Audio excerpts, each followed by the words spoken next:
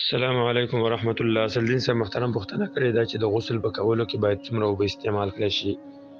حدیث کې راغلی دی، امام بخاری او مسلم دا حدیث د انس رضی الله عنه نه راوړی دی. هغه وایي کان النبي صلی الله علیه وسلم یتوضأ بالمد ويغتسل بالصاع الى 5 امداد. نبی صلی الله علیه وسلم به د یو مد اوبو په اندازه باندې اودس کو او د یو صاع اوبو په اندازه باندې به غسل کول تر 5 مد پورې. به مد ویل کېږي یوه لپه اوبو ته، او یو صاع 4 موده ده، یعنی یو صاع د 4 لپې اوبو سره مساوي کېږي.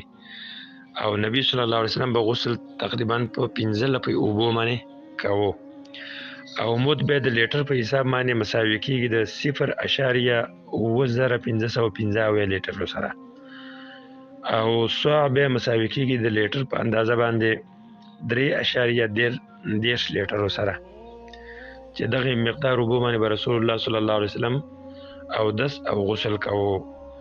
خو دا بیا شرط نه دی د دې لپاره چې خامخا به سړی په همدغه عمره اوبو باندې اودس کوي او په صاع اوبو باندې به غسل کوي، بلکې رسول الله صلی الله علیه وسلم به د اقتصاد نه کار اخیسته او د اودس او غسل کولو کې به اسراف نه کوو په اوبو کې. دغشان یو بل حدیث کې راځي که سړی د نهر په غاړه باندې ناست وي او اودس کوي یا غسل کوي، هغې کې به هم اسراف نه کوي، ځکه الله تعالی قرآن کې ویل دی ان الله لا يحب المسرفین، الله تعالی د مسرفینو سره محبت نه کوي. او دا شرط نه دی د دې لپاره چې خامخا به همدغونه اوبه استعمالېږي. که چا د دې نه زیاتې اوبه استعمال کړلې د طهارت او د پاکوالي په خاطر باندې، نو جایز دي، خو که د چا په همدغونه اوبو اندازه باندې اودس او غسل کېده او دغه نه استعمال کړل، دا غوره خبره ده.